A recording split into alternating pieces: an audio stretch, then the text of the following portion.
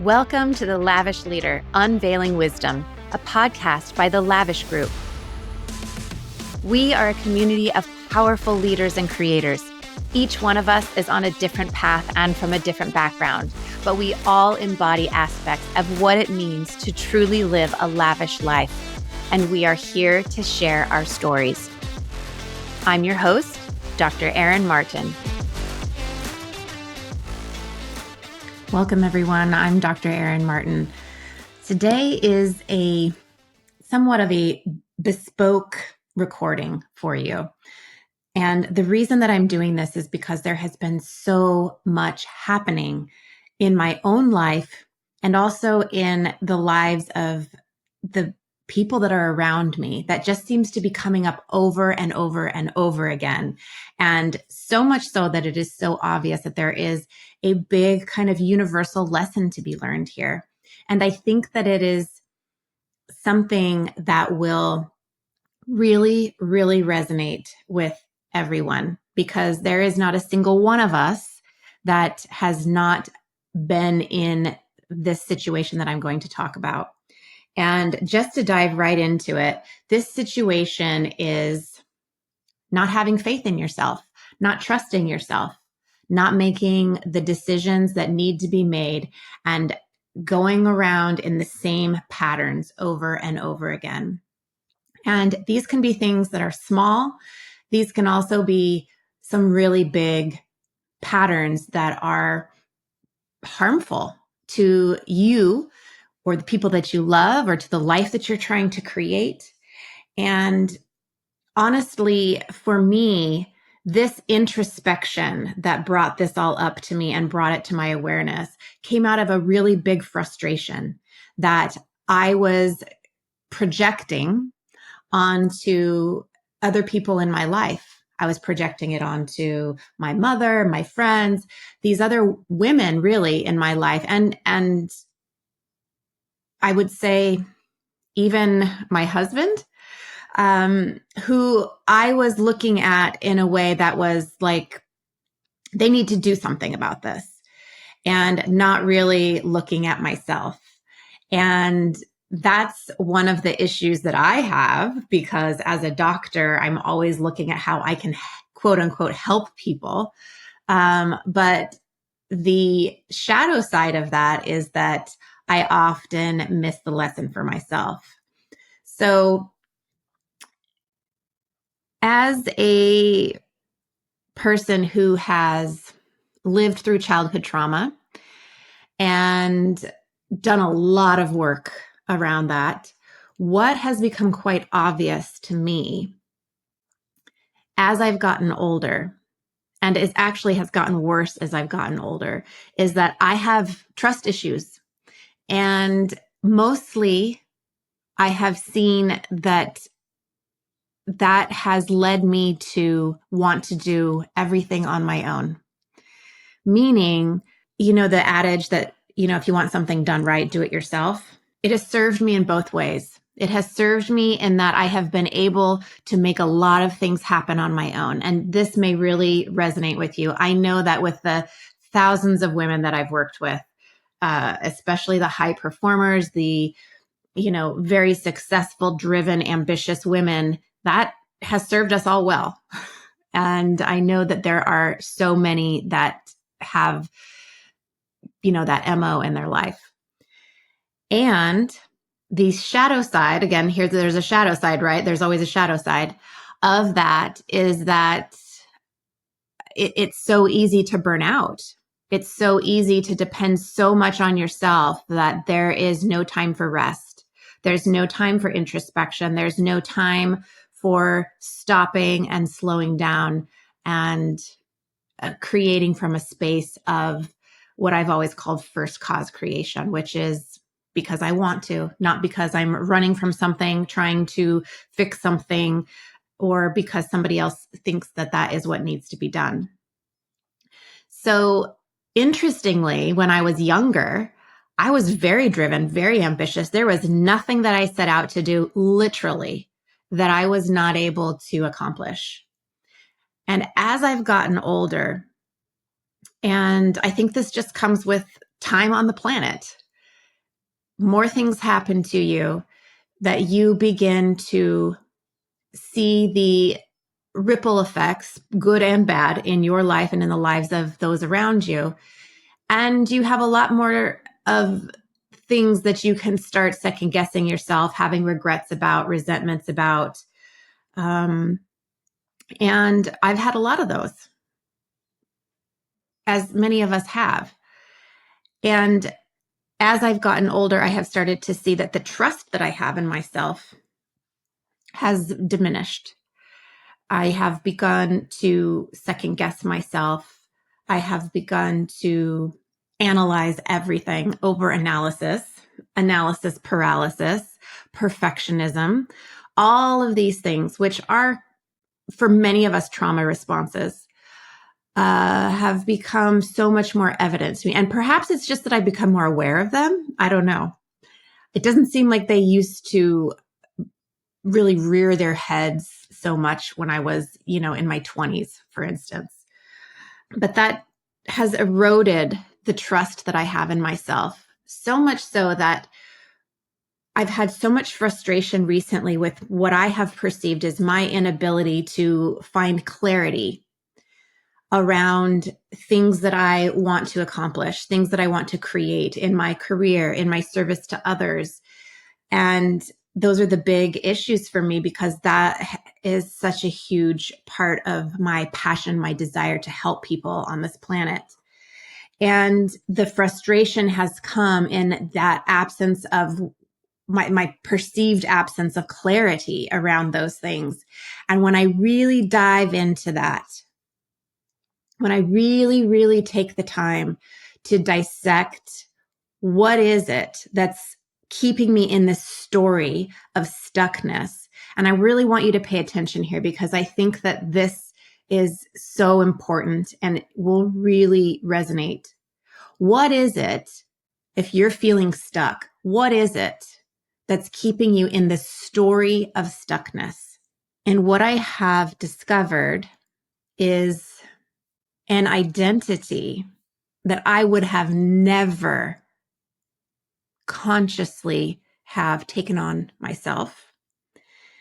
But it truly is an identity of, wait for it, victimhood, which will turn so many people off right away. But I want you to keep listening. I have never in my life identified as a victim, despite the things that I could have easily said. I'm a victim of this. I've been a victim of abuse, whatever, misogyny, whatever. I've never identified as that consciously. But every part of our psyche has a shadow side, and playing the victim is actually, a normal archetype within the human psyche. So if we are keeping ourselves stuck, if we're keeping in an identity or a story, there's a reason why. We're getting something out of it. Humans do not stay in a perpetual state of repeated patterns that are apparently, seemingly not providing anything of benefit to us if we're not getting something from it. So you really have to ask yourself, what am I getting from it? And let me help you out here a little bit. You can dive deep, you can dig in and just do some excavating here.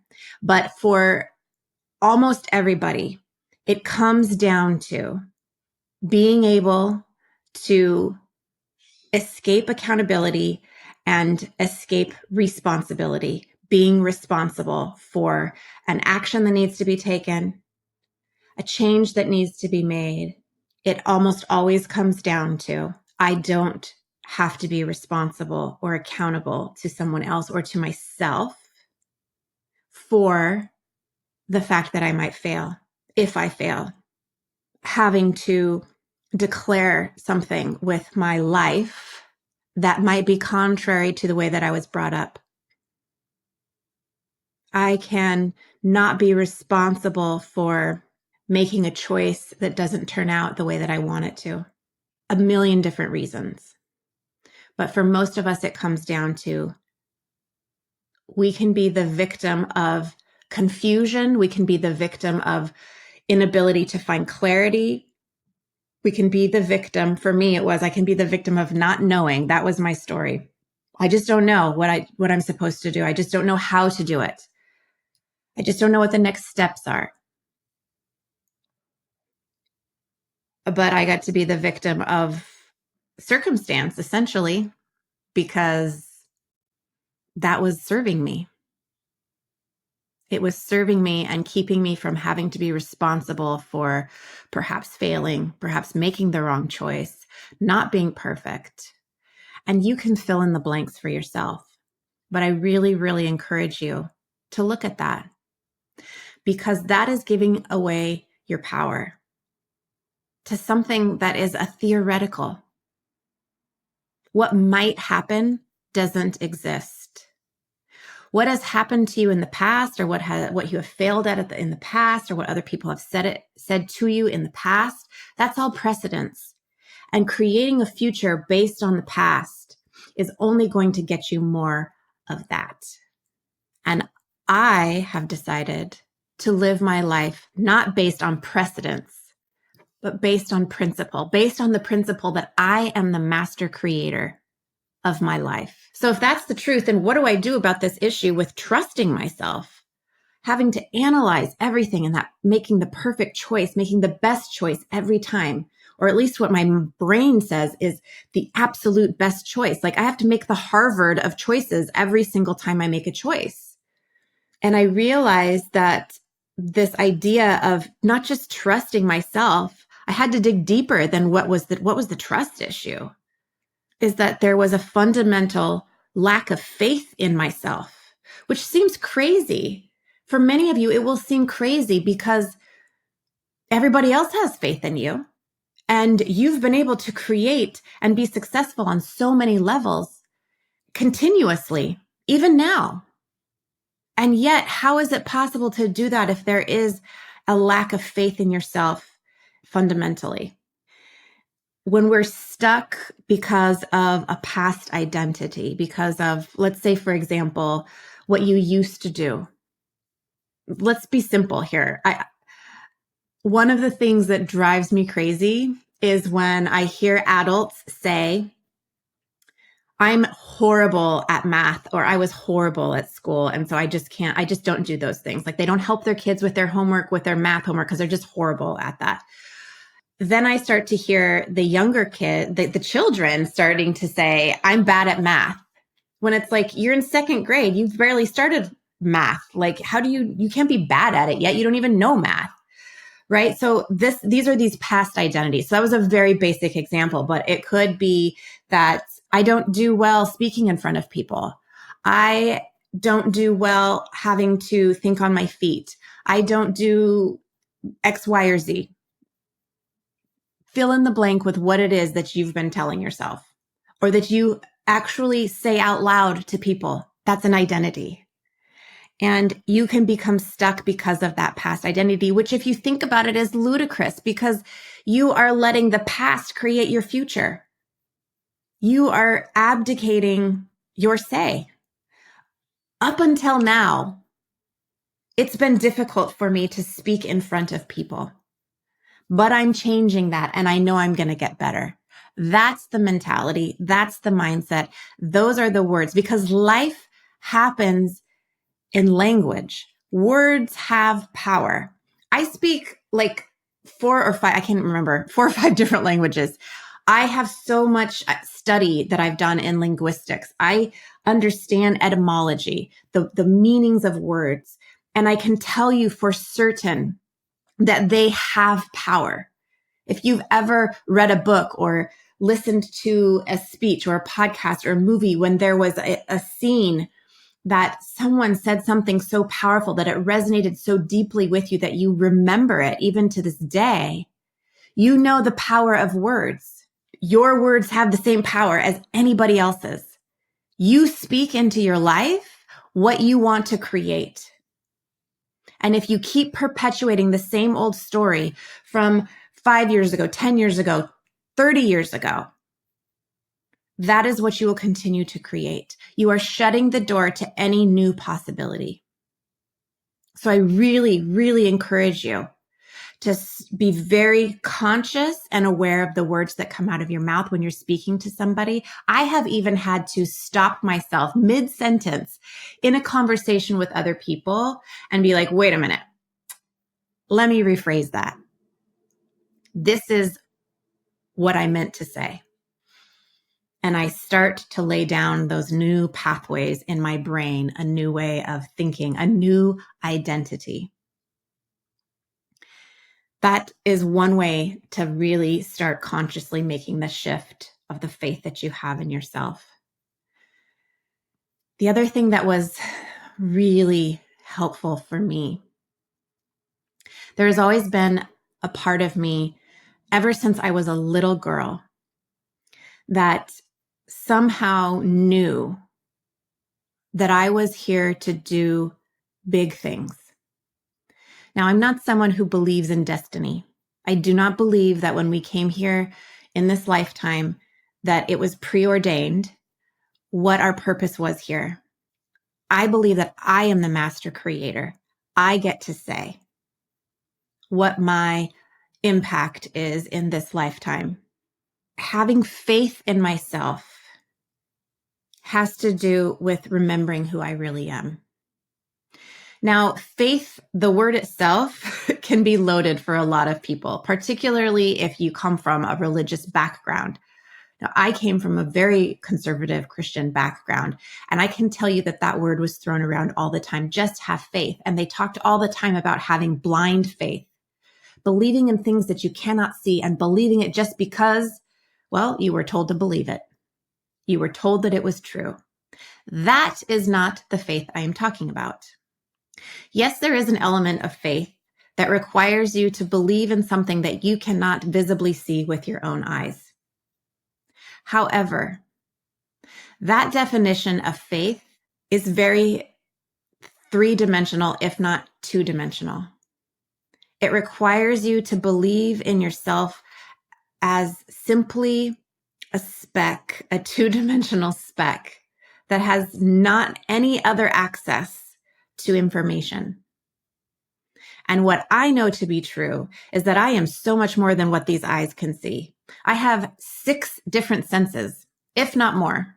And I know that I can fine tune those to give me a ton of information. It doesn't have to be something I see with my visible eyes. I can feel, I can sense energy. I have a memory that somehow goes back way beyond the immediate. I'll just say that. I have ears that can hear things that are not audible. We have dreams, we have insights, we have downloads. We have other people in our life that are connected in other ways. Those are all sources of information about ourselves. Now, having faith in yourself is remembering who you are, who you always have been. And I'm talking about even if you don't quite get this, can't wrap your mind around it, don't believe it, whatever, just imagine for a moment who you were before you came to this lifetime.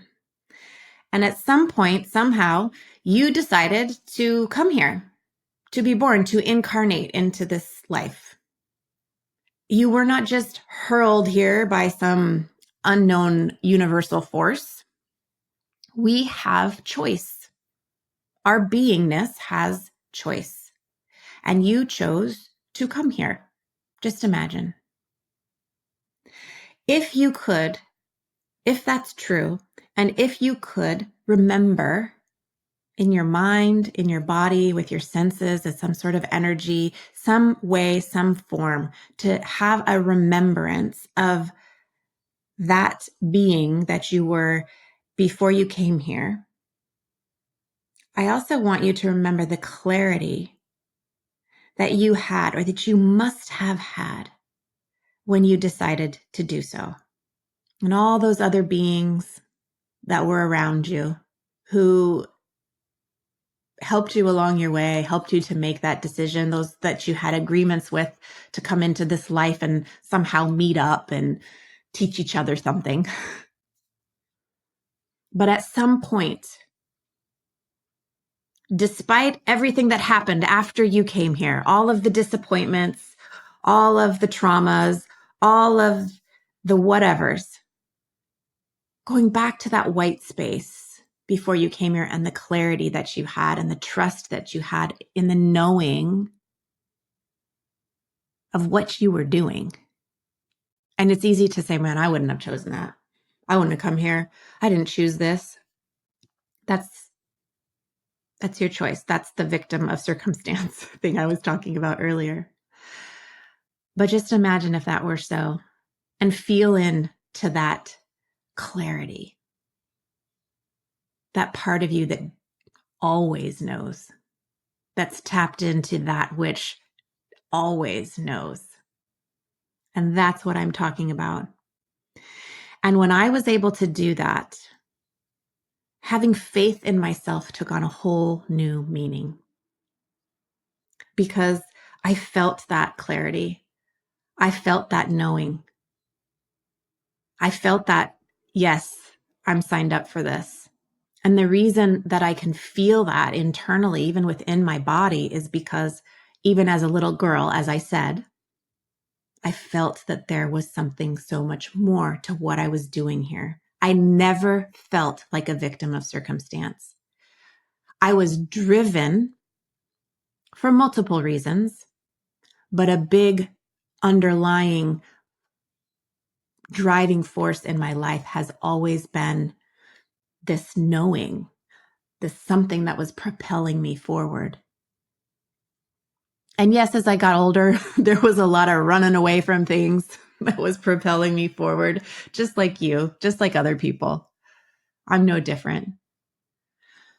But if I can pick those parts of this life up and set them aside for a moment and come back to that white space of the truth of me, boy, then having faith in myself with the capital S, my capital S self, that takes on a whole nother meaning. And in that, I have been sitting in that contemplation of that clarity and that faith in myself for several days now. And that's one of the reasons that has really impelled me to do this kind of off the cuff recording, because doing that has created a momentum in my daily life that is clearing out all the cobwebs. It's clearing out all the confusion. It's clearing out all the I don't knows. And the clarity is coming. The veil is thinning. I'm starting to see what was already there, but I was living in an old identity of I don't trust myself because, a couple of things that I've done in the past haven't turned out. And I haven't had the grace for myself to just fail fast and get back up and keep going. And up until now, that has been the story. And now I understand where my clarity comes from. I understand what it means to have faith in myself. And I can tell you, I have faith in myself because I have a whole new definition of faith, which is a whole new identity of self. And it can be the same for you. You can have trust in yourself again.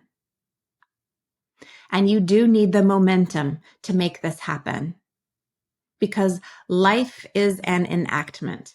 And the only reason that you're not moving forward is because you are forgetting the finiteness of this lifetime. It's time to build some momentum, even if it's in baby steps. It's time to trust yourself. It's time to let failure be okay. What is failure anyways? And who says it's a failure? If you are moving forward in your life, there is nothing that is a failure. Just because you invest money in something and it doesn't give you an ROI does not mean it is a failure. Whose rules are you playing by? I have a very successful life. I have spent money on things I have no idea if I will ever get an ROI in the literal sense of the word on the tens of thousands, if not hundreds of thousands of dollars I have invested in my education or otherwise. I don't consider any of that a failure anymore. That's an old story. I am stronger. I am wiser. I am happier because of my life. And I encourage you really to start changing the narrative of your story. Be in reality of what is serving you and what is not serving you. Get out of the past. Stop letting your past create your future. You say now. The past does not exist. The future does not exist. The present moment is it. And you get to say what you carry forward, what you build, what you create. You are the master creator. So have faith in yourself, build some momentum, and that will change everything. So I hope this has been helpful for you. I hope it helps you to create some clarity in your life. And I really hope that you will get out there and create something new for yourself right now. Have a great day. The Lavish Leader, Unveiling Wisdom is brought to you by Dr. Aaron Martin and the Lavish Group. To find out more about Dr. Aaron and how you can create and embody a lavish life for yourself, visit thelavishgroup.com. And don't forget to search for Lavish Leader in Apple Podcasts, Spotify, and Google Podcasts, or anywhere else podcasts are found. And click subscribe so you don't miss any future episodes. On behalf of the team here at the Lavish Group, thanks for listening. And remember, you too can live a lavish life of fulfillment, beauty, and love.